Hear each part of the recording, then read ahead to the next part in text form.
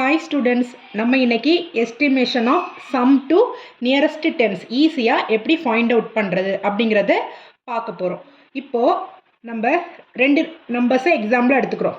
One is 64, another one is 83. ஓகேவா? இப்போ நம்மளுக்கு இந்த சம்முக்கு ரெண்டு டென்ஸ் எடுக்கலாம். ஆல்ரெடி இங்கே என்னது இருக்கு? டென்ஸ் பிளேஸில் 6 இருக்கிறதுனால இதனுடைய ஒரு டென்ஸ் வந்துட்டு 60.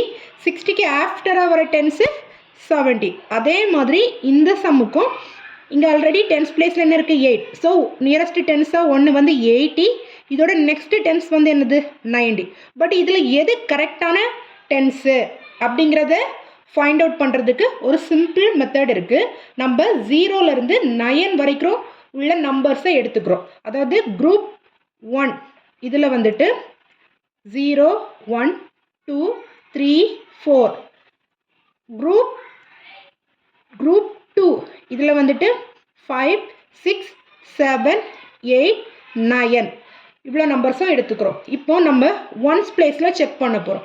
ஸோ ஒன்ஸில் 4 இருக்குது. 4 வந்து ஃபஸ்ட்டு குரூப்பில் இருக்கிறதுனால ஸோ ஃபஸ்ட்டு இருக்கிறதையே இதனுடைய டென்ஸாக நம்ம எடுத்துக்கிறோம். அதே மாதிரி இந்த சம்மில் ஒன்ஸ் பிளேஸை செக் பண்ணும்போது இங்கே 3 இருக்குது. So 3 also in first group.